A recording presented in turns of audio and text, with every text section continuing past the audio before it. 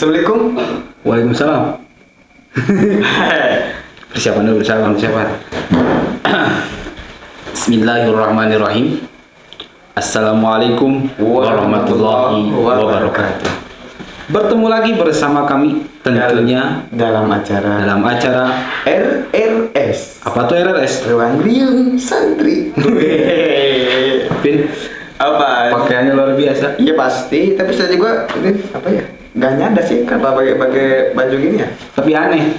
Pakaian jubah, depan bola. Iya. Itu bola apa, Bin? Ya mungkin Bawa asbak. Ya mungkin Piala apa, Bin? piala bergilir. Bergilir. Ya, Tapi bukan yang kemarin di bawah Messi, bukan? Bukan, tapi agak mirip lah. Asyabu, Agak mirip. kalau dalam bahasa Arab kan kita harus apa ya? Kalau harus ada Arab-Arabnya kan bajunya bahasa Arab. Anta tas'al?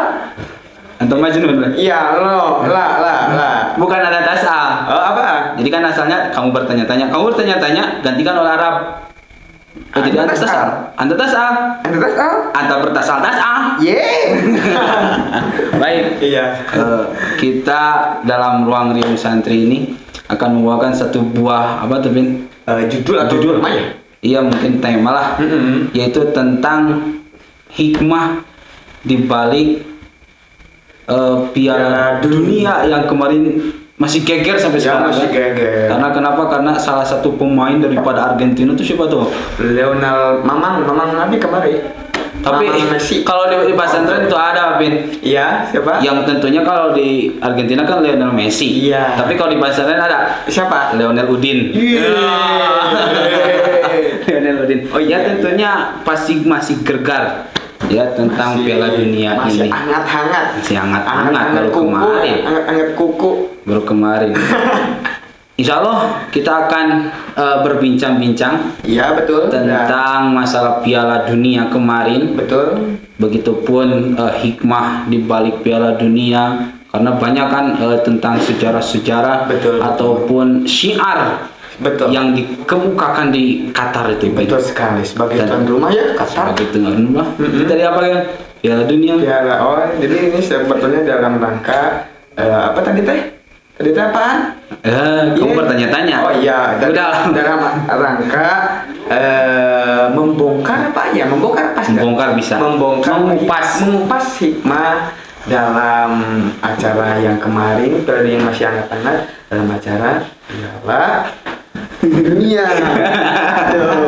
Oke, kita sambut saja sebagai salah satu bintang tamu kita, narasumber kita. Siapakah dia? Iya, karena dalam acara ini kita khusus akan mendatangkan tamu-tamu spesial. Bukan tamu-tamu. Jadi yang pertama ini dari Libanon ya? Libanon ya, agak-agak mirip Libanon lah, tapi agak ke bawah ke mana ya? Afrika. Negro. Udah panggil dia supaya tidak lama lah. Mari kita panggilkan saudara. Sudah? Saudara. Mana nge?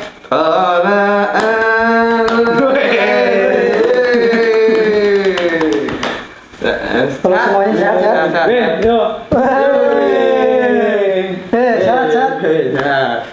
Pak, sehat dulu atau Kak? Kirain kopiahnya sayang.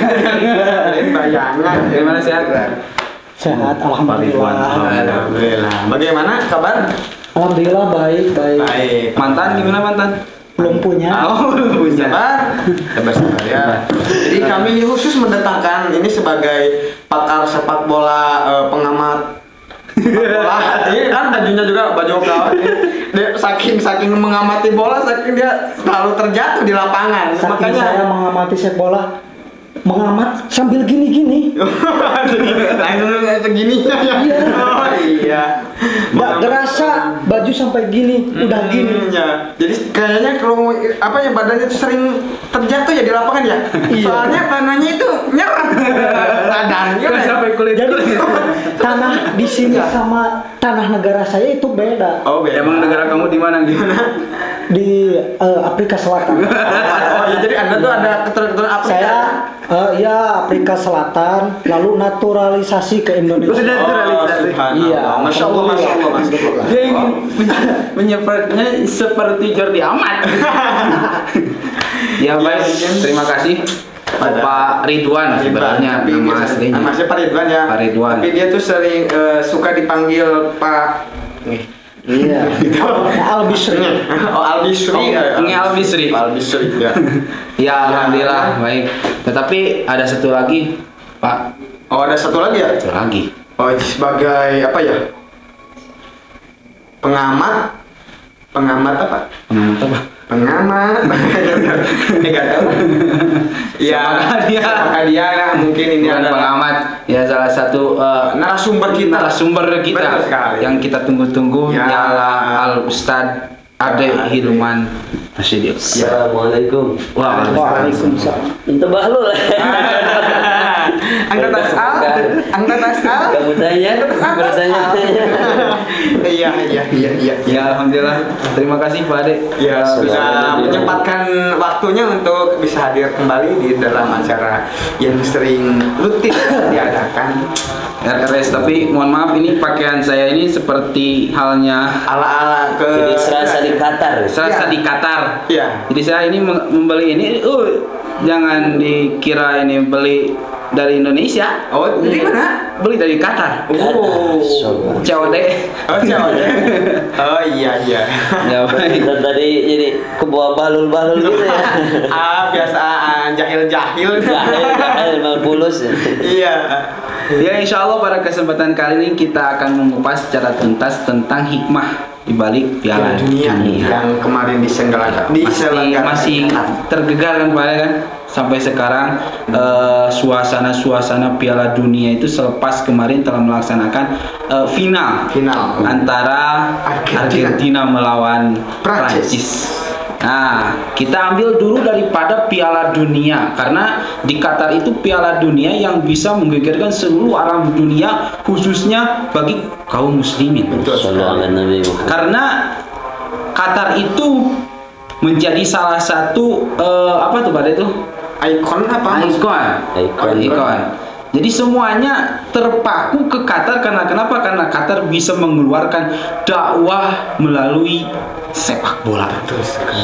Sallallahu alaihi Muhammad. Sallallahu alaihi wasallam. Ini saya ada bola, saya ambil saja nih. Luar biasa. Pantesan tadi Jid nih cari bola buat diri. Bolehnya diambil dulu lah sebentar. Langsung saja tentang masalah Piala Dunia. Apakah tentang Piala Dunia ini banyak hikmah, Pak Ade? Tentu banyak sekali. Tentu pasti. Di antaranya yaitu sebesar apapun usaha manusia tak akan bisa merubah ketetapan Tuhan. Bagaimana kita lihat Kylian Mbappe ini ya? Iya, subhanallah. Luar biasa sekali perjuangan. Luar biasa. Dan menurut saya dari pertandingan Piala Dunia dari dulu sampai sekarang yang paling menegangkan itu adalah pertandingan final Piala Dunia tahun ini. Tahun ini. Bagaimana dari 2-0 jadi 2-1 jadi 2-2 3-2 3 sama adu penalti dilanjutkan adu penalti. Luar biasa. Bukan pemain saja yang tegang di sana, tapi bagaimana penonton itu juga ikut tegang. Sampai ada yang lempar sendal. Oh, yang mana di sana ya? Sendal, bubar ini pakai videotron itu ya. Iya. Kylian Mbappe ini kan usahanya sangat luar biasa sekali. Betul sekali. Makanya hikmah dari sini sebesar apapun usaha manusia tidak akan bisa merubah ketetapan Tuhan. Benar. Maroko dengan perjuangannya sangat luar biasa. Portugal, Cristiano Ronaldo dengan perjuangannya sangat luar biasa. Dan semuanya itu tidak terlepas dari skenario Allah Subhanahu wa Ta'ala. Makanya kita sebagai manusia harus selalu berhusnudzon kepada Allah Subhanahu wa Ta'ala. Tanda cinta kita kepada Allah adalah bagaimana kita memiliki prasangka yang baik pada Allah. Insyaallah. Sallallahu alaihi Muhammad. Sallallahu alaihi. Itu mungkin ya. Pak Ridwan bagaimana? Bagaimana Pak Ridwan akan Saya akan menambahkan sedikit dari hikmah Piala Dunia Qatar 2022. Ya. Jadi hikmah Piala Dunia tahun sekarang ini 2022 yaitu Qatar menunjukkan bahwasannya agama Islam itu adalah agama yang benar, dan sikap Qatar kepada dunia menunjukkan bahwasannya Islam itu adalah agama rahmatan lil alamin. Luar biasa ya Pak Ridwan. Dia bisa untuk seluruh alam. Bahkan ada satu lagi ya. Tadi kan kita hikmahnya itu bahwa seberapa besar pun usaha manusia tidak akan bisa merubah ketetapan Tuhan. Tetapi di balik itu semua kan ada ketetapan Tuhan yang masih bisa dirubah. Bagaimana seorang Messi yang pernah berkata beliau, andaikan gelar balon Dior-nya itu bisa ditukarkan dengan Piala Dunia, maka dia akan menukarkannya. Saking gimana? Saking gregetnya ingin mendapatkan Piala Dunia itu. Messi itu kan pertandingannya CR ya. Betul. CR7. Balon d'Or, pemain terbaik, terus apa lagi? Gelar mereka berdua ini diborong gitu. Tapi ada satu hal yang belum pernah mereka dapatkan, yakni Piala Dunia. Bahkan sampai-sampai Messi itu berkata seperti itu. Seandainya kalau bisa trofi Ballon d'Or ini bisa dirubah dengan Piala Dunia, trofi Piala Dunia, maka dia akan menukarkannya. Artinya di sini Allah itu akan selalu, walaupun dia bukan non muslim, tapi ini harus menjadi pelajaran bagi kita. Betul sekali. Allah itu kadang-kadang akan memberikan anugerahnya di detik-detik akhir perjuangannya. Di detik-detik perjuangan itu hampir putus asa, maka Allah akan mengijabah keinginannya, gitu ya. Messi itu kan perjuangan Piala Dunia dari tahun berapa itu? Luar biasa sekali. Terus gitu. Rungkat terus. Jadi belum pernah naik di podium juara. Piala Dunia. Kalau nggak salah Argentina itu akhir daripada Piala Dunia dimenangkan Argentina 1987. Iya. Maradona itu. Iya. Maradona. Sampai pertama kali juara itu tahun 1970. Luar biasa. Ini pakar sepak bola. Pakar sekali Anda. Anta tas al, Anda tas al anta. Anta tas al tas al. Iya. Ya itu jadi perjuangannya kan luar biasa. Makanya kita sebagai santri, apalagi sebagai seorang mukmin, sebagai seorang muslim, tidak boleh berputus asa dari rahmat Allah. Wala tayasu mir rauhillah. Berapapun cobaan yang menghadang kita dalam perjalanan kita untuk mencari ilmu ini, untuk sampai pada Rob ini, harus kita sing-singkan tangan kita lewati satu persatu ujian yang datang. Insya Allah di depan ada kebahagiaan. Messi pun seperti itu. Bagaimana seorang Messi bisa melewati tantangan demi tantangan? Dan akhirnya betul. Bahkan kan Messi itu penentu terakhir ya Pak. Mungkin pada Piala Dunia yang akan datang Messi tidak akan kembali bermain begitu. Sepertinya sudah gantung sepatu. Dia itu kado terindah akhir karirnya. Tapi bukan Messi saja kan Pak Ridwan? Nah, dia Messi itu menjuarai Piala Dunia untuk mempersembahkan almarhum Maradona. Oh, jadi diperuntukkan. Iya, kan Maradona itu sudah meninggal. Oh iya. Luar biasa.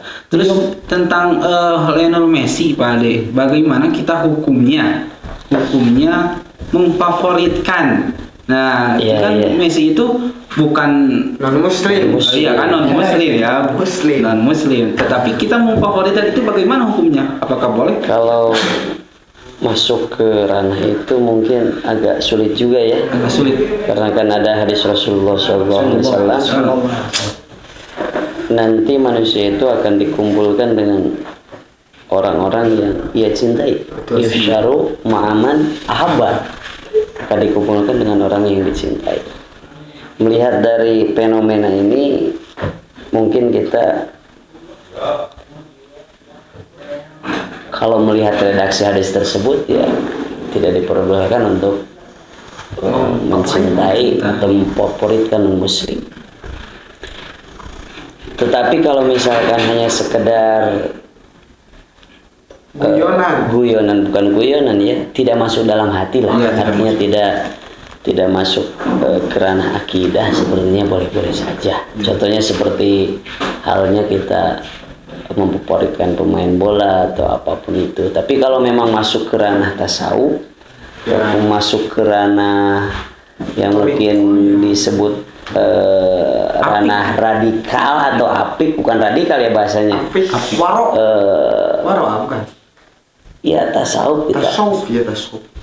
Sepertinya sangat harus berhati-hati sekali berkaitan dengan hal itu. Makanya kan kemarin-kemarin banyak yang mendukung itu negara-negara Muslim seperti Maroko ataupun negara yang ada pemain Islamnya gitu ya. Ya supaya ya minimal kita nanti ke akhirat itu akan dikumpulkan dengan orang-orang yang kita cintai. Alhamdulillah min dzalik, kalau misalkan kita sampai dikumpulkan dengan orang muslim. Tapi kita berdoa saja mudah-mudahan orang-orang yang hebat ini mudah-mudahan di akhir hayatnya bisa masuk Islam. Kita bisa melihat sosok Muhammad Ali yang dulunya bukan Islam tetapi di akhir-akhir hidupnya dia menjadi mualaf. Ini luar biasa sekali untuk syiar agama Islam. Dan tidak menutup kemungkinan ketika hidayah Allah turun kepada Lionel Messi ataupun CR7, tidak menutup kemungkinan mereka akan masuk Islam pula. Karena hidayah itu akan selalu luar biasa. Tidak bisa diterka-terka, tidak bisa ditebak-tebak. Hidayah itu datang dengan sendirinya atas kekuasaan Tuhan Allah Subhanahu, atas kekuasaan Allah Subhanahu wa Ta'ala. Dan saya boleh menambahkan sedikit. Ya silakan. Ya mungkin di balik salah satunya lagi ya, di balik hikmah di Qatar, jadi apa ya, menunjukkan bahwa dakwah itu gak harus ceramah. Iya betul. Karena mungkin dalam Piala Dunia Qatar membuktikan bahwa dakwah lewat sepak bola pun bisa menyatukan dalam satu rasa. Jadi bagaimana Islam ini kan, Islam itu di negara Teluk ini terpecah-pecah ya. Bahkan Qatar ini negara yang paling dimusuhi oleh negara tetangganya, bukan geng Arab gitu. Qatar ini termasuk negara yang sangat dimusuhi oleh geng Arab. Secara notabene Qatar ini beraliansi dengan Turki dan paling mendukung kemerdekaan Palestina. Qatar ini. Bahkan Qatar ini adalah penyumbang terbesar kepada negara-negara muslim yang dikatakan miskin. Perhatiannya sangat luar biasa. Tapi ketika masuk di ranah sepak bola, maka rasa ini menjadi satu rasa lah. Islam itu betul tidak? Betul. Tidak istilahnya Arab ataupun orang Mesir ataupun orang mana. Ketika Maroko tampil menjadi finalis semifinal, maka negara muslim seluruh dunia Islam mendukung Maroko. Ketika Habib Nurmagomedov menjuarai UFC, maka menjadi satu rasa Islam. Makanya kita sebagai santri sama seperti halnya tadi yang dikatakan Pak Alpin ini. Jadi dakwah itu tidak melulu tentang dakwah. Dakwah itu gak harus ceramah. Dakwah itu tidak melulu harus ceramah. Jadi ketika kita bisa memanfaatkan media ini untuk sarana dakwah, maka itu adalah sesuatu yang sangat hebat dan sesuatu yang sangat tajam ketika kita bisa menggunakannya. Karena kadang-kadang dakwah dengan ceramah itu kan jarang yang didengar ataupun jarang diterima. Apalagi kalau misalkan Ustame sudah terlanjur punya rasa dendam terhadap penceramahnya. Tapi bagaimana media ini bisa menyatukan rasa ini dengan sangat luar biasa. Ada sepak bola, ada UFC, ada yang lainnya gitu. Jadi satu kali lagi, ketika ingin melihat Islam, jangan dilihat dari media, jangan dilihat dari TV, jangan dilihat dari hoax yang tersebar. Tetapi lihatlah Islam dengan mata sendiri kepada orangnya, kepada kebiasaannya, kepada budayanya. Karena dalam Islam ini ada budaya cinta yang sangat luar biasa. Bagaimana Qatar bisa menghadirkan rasa cinta dalam gelaran Piala Dunia? Bagaimana Qatar bisa menghadirkan bahwa Islam itu adalah rahmat untuk seluruh alam? Bagaimana Qatar bisa menyatukan seluruh umat Muslim di dunia ini dengan satu rasa cinta. Rasa cinta itulah Piala Dunia Qatar. Kita beralih pembicaraan. Betul sekali. Tentang bertanya-tanya, kamu bertanya-tanya. Kamu nanya. Saya itu tentang tim kecintaan, misalkan kesukaan tim. Mungkin kan dari Piala Dunia itu banyak tim. Bukan tim. Negara. Oh, negara. Iya, negara. Tentunya kalau saya pribadi itu bukan menyepang atau apa? Mendukung daripada negara awalnya itu Argentina. Luar biasa. Sekarang masuk ke final. Oh, luar biasa. Barokah. Syukurannya belum ada. Muhammad. Belum syukuran. Biarkanlah Messi. Bisa nggak ada yang ngaliwat di bumi Messi. Anda belum syukuran. Ya itu kalau Pak Ade silakan. Saya sih karena punya alasan bahwa ihsaruman ahaba, ya, ihsaru ma'aman ahaba. Dari dulu selalu mendukung kalau negaranya tidak muslim, minimal negara yang ada pemain muslimnya, itu dari dulu. Awal mula ada yang mendukung? Karena saya ini bukan pecinta bola ya. Jadi ketika ada gelaran Piala Dunia ataupun gelaran Liga Champion ataupun gelaran apa, biasanya mendukungnya kalau sudah masuk 16 besar atau 8 besar. Kalau itu pas final ada bayangan juaranya. Ya, juara. Kalau yang juara dia biasanya kalau misalkan Kanggora resepan itu untuk ya yang kemarin ini Piala Dunia ini Asia dulu dukungnya. Arab Saudi itu kan secara mengejutkan Arab Saudi bisa mengalahkan Argentina. Luar biasa. Jadi Arab Saudi saya dukung. Lalu ketika Arab Saudi sudah kalah, Asia sudah habis, karena kan saya kebetulan diamnya di Asia, jadi mendukung Asia. Terlebih dahulu. Kumpul waton, final iman. Ya. Indonesia nggak masuk final. Minimal tetangganya. Tetangga aja gitu. Ya. Jadi setelah Arab Saudi tersingkir, saya berpindah ke Maroko, itu dukung saya. Karena ada hal menarik di Maroko itu. Yang pertama, bagaimana Islam ini didakwahkan oleh negara Maroko dengan sangat luar biasa. Bagaimana pelatih itu ketika akan bermain menginstruksikan pemainnya untuk membaca bismillah bersama-sama. Bagaimana pelatih ini menginstruksikan kepada pemain untuk setelah gol ini ataupun kemenangan mereka sujud syukur dan menemui orang tua ibunya masing-masing. Ataupun kalau ibunya sudah meninggal mendatangi istrinya. Selebrasi golnya itu kan luar biasa. Kenapa? Karena doa ibu itu sangat luar biasa. Betul. Mustajab sekali ya. Mustajab. Yang selanjutnya ketika kalah ataupun menang mereka sujud syukur. Artinya ada dakwah di sana. Ada dakwah.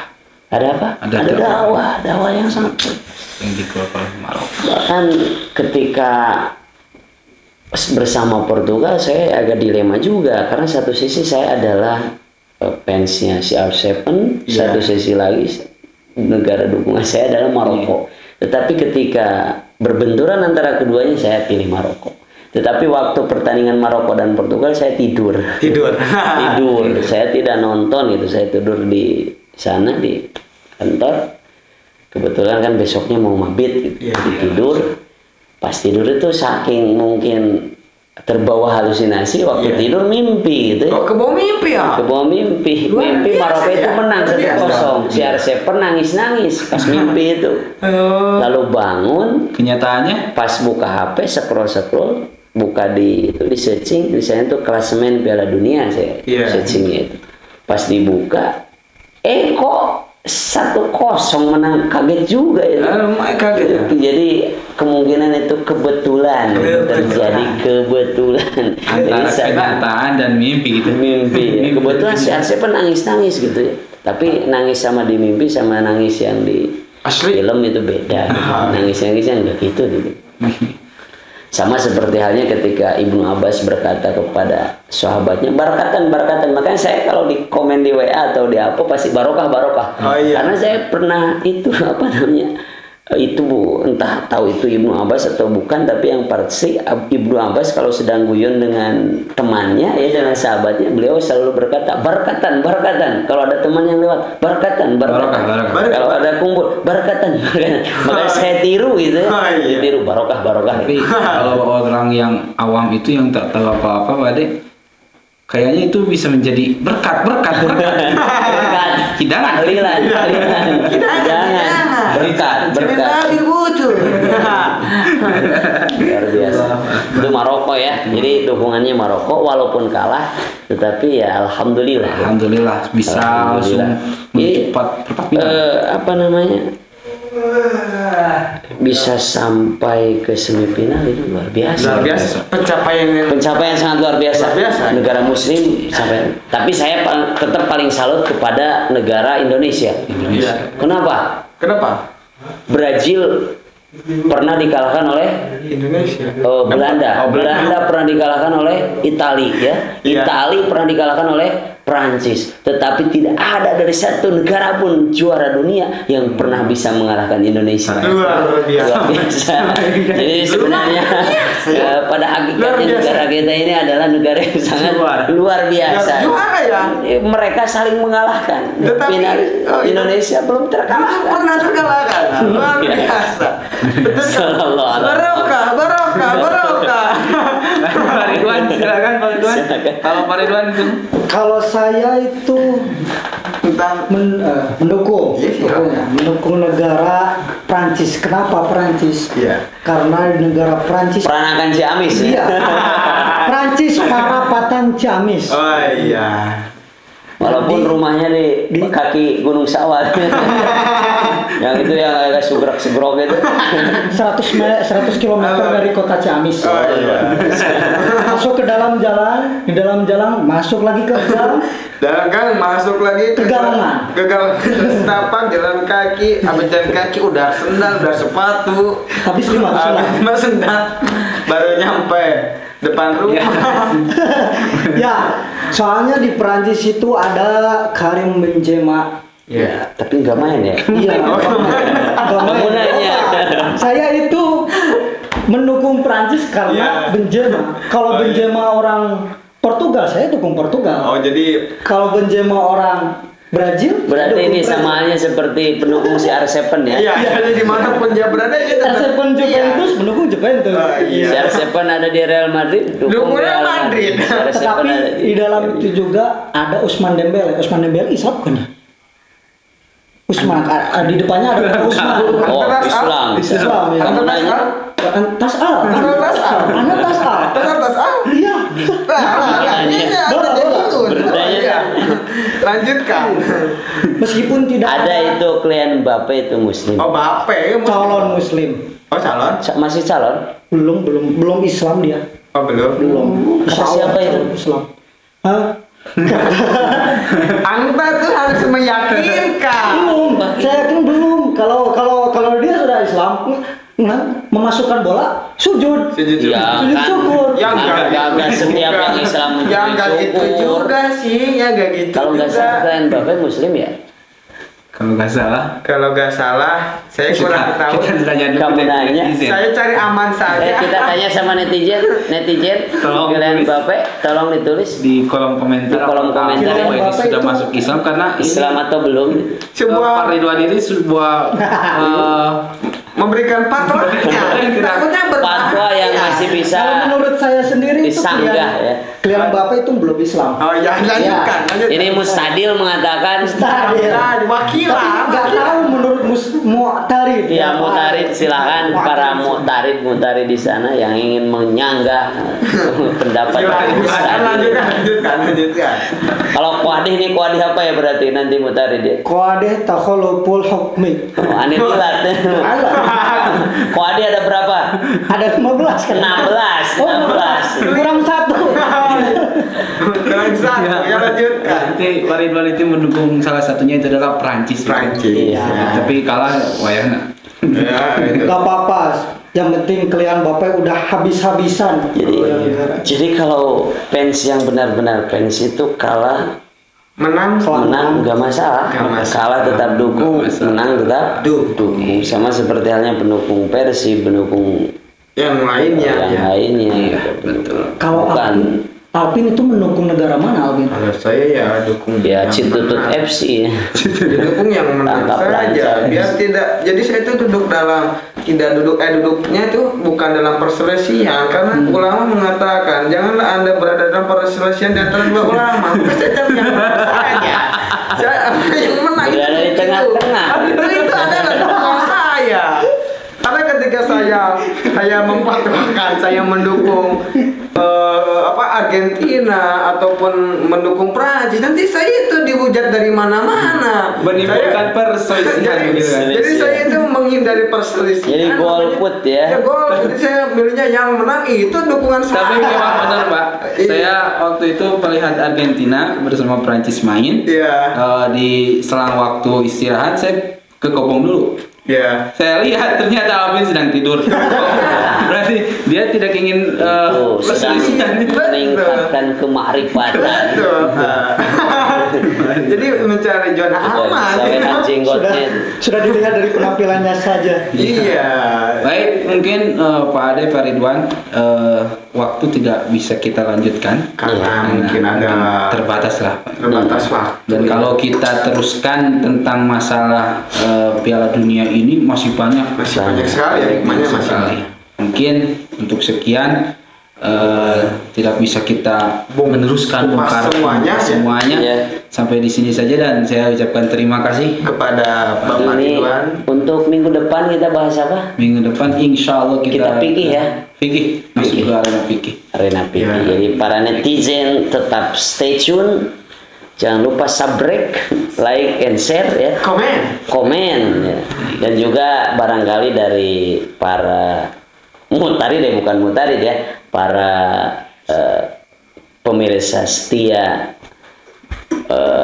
penonton RS Ruang Riung Santri Club. Ya, silakan request mau masalah apa yang kami bincang-bincangkan, walaupun mungkin perbincangannya tidak serius ya, walaupun mungkin ya istilahnya banyol-banyolan seadanya gitu ya. Kalau manfaat ya alhamdulillah. Adapun kalau misalkan tidak bermanfaat ya nggak apa-apa, tinggal di skip saja. Tapi tetap kami tanpa para penonton setia apalah daya kami ini ya. Jadi tetap dukung stasiun, dan kalau misalkan request ingin bahas apa silahkan bisa komen, ditulis di kolom komentar. Iya. Ramekan RRC ini dengan sangat luar biasa. Sallallahu ala Muhammad. Cukup sekian dan terima kasih kepada Pak Ridwan ya. Pak Ridwan yang sudah jauh-jauh dari Afrika Selatan. Tapi ini dari tadi saya fokus Napoleon. Karena ini sebatas saja. Baik, terima kasih. Cukup sekian. Wassalamualaikum warahmatullahi wabarakatuh. RRS berkah. Satu lagi. Barkatun. RRS berkah. Ruang Riung Santri berkah. Assalamualaikum warahmatullahi wabarakatuh.